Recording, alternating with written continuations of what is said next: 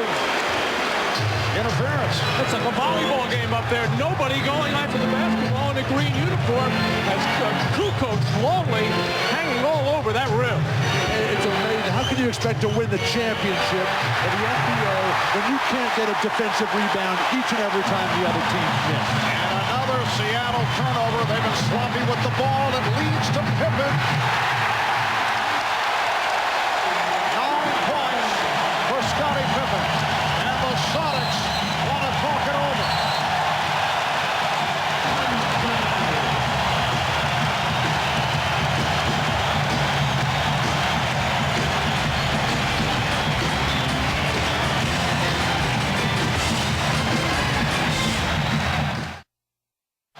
As we were going to break on that Sonic timeout, double technicals were called on Payton and Harper as they had words as they crossed pants in front of the official scorers table. 10-point lead for Chicago, their biggest lead of the night. We have 4:39 remaining in the first half.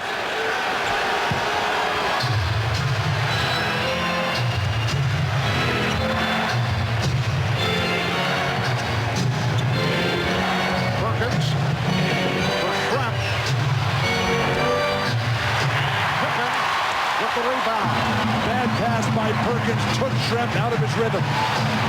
Jordan. Good box out by Kemp.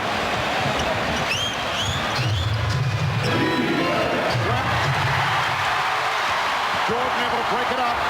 Harper protecting the ball with the tip. And the Bulls are rolling. Chicago is getting fast break opportunity after opportunity. Sonics not getting back, and when they do, and the shot is missed, nobody's jumping for a rebound. And the Bulls have out-rebounded the Sonics now, 24-15.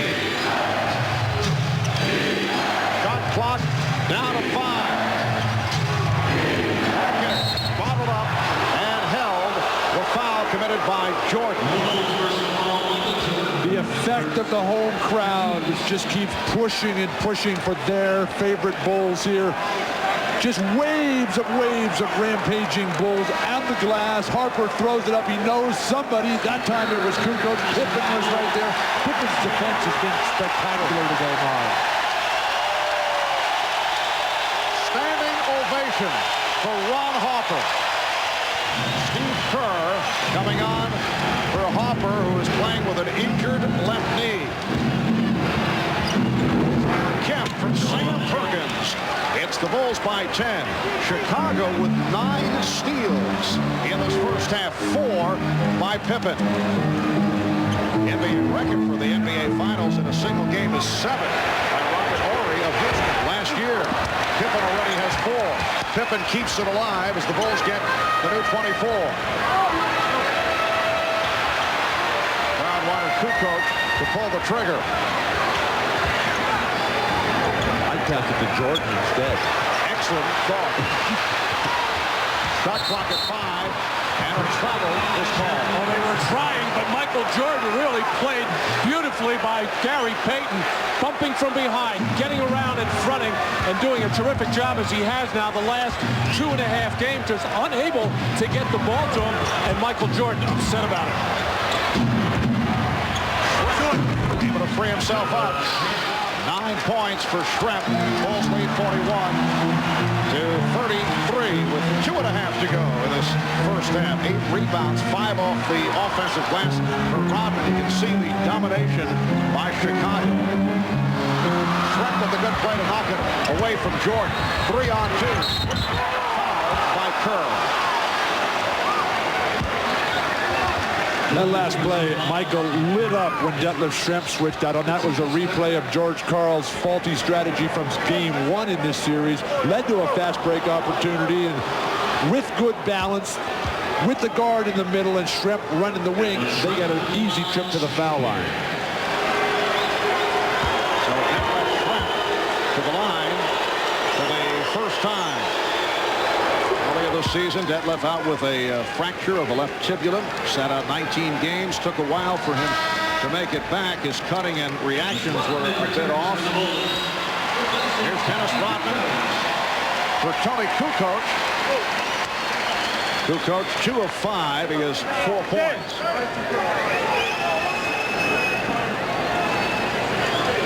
The Chicago Bulls 9-0 at home in the playoffs, including victories over the Sonics in games 1 and 2. During the regular season, they won 39 of 41. The Sonics did not want the Bulls celebrating on their floor. Won the last 2 in Seattle. And now the Bulls are hoping to pull off the celebration here tonight. The Sonics looking to send it to a Game 7 here in Chicago on Wednesday. Seattle with 6 unanswered points. They are within 6 with just under 2 minutes to go. First half. And again, the Bulls force the Sonics into a turnover. Pippen's defense is just spectacular tonight. He's everywhere. He doesn't get any credit that time, but he forced that turnover. So nice to see Scotty back on top of his game. Chicago has had a couple of unforced turnovers by Michael Jordan on the last couple of trips. They have to start handling the ball much, much better. Already 11 turnovers tonight. They had just 11 for the entire game on Friday. Nice ball movement. Pippen slicing his way, trying to feed off the long way, but it was called for a charging foul. Good call. Pippen in the lane. The defenders were in the air, which is fine. Scotty initiating this contact. Knocks over a bunch of players. Well, it is a good call, but the way this ball game started, everybody was flopping to the floor, falling down. Some of them were real charges, some of them were imagined, but this is what confuses the players. The way the game starts out, the way it's officiated, and then it starts to change as you gradually move on. Very tough to figure out. Scottie Pippen was called for a second, taking a seat, replaced by Tony Kukoc. Here's Kemp on a double team. Shoot loose, but could not hit. I think Sean's got to take shots like that, Marvin. He's got 11 shot attempts in the game. I think 25 for him has got to be his goal. Sometimes you got to force a little bit when you're the best player on your team. Nice lead pass, but John rejected by Kemp. What a play by Kemp. How often do we see that? And here's Kemp at the other end. Kemp is the one guy on this team that will block shots. He's not a real intimidating shot blocker, but when he gets his rhythm, he'll force Phil Jackson to take a timeout as he's led Seattle right back into this game. You know, we have just seen one of the great end-to-end sequences of this season. The show by Shawn Kemp.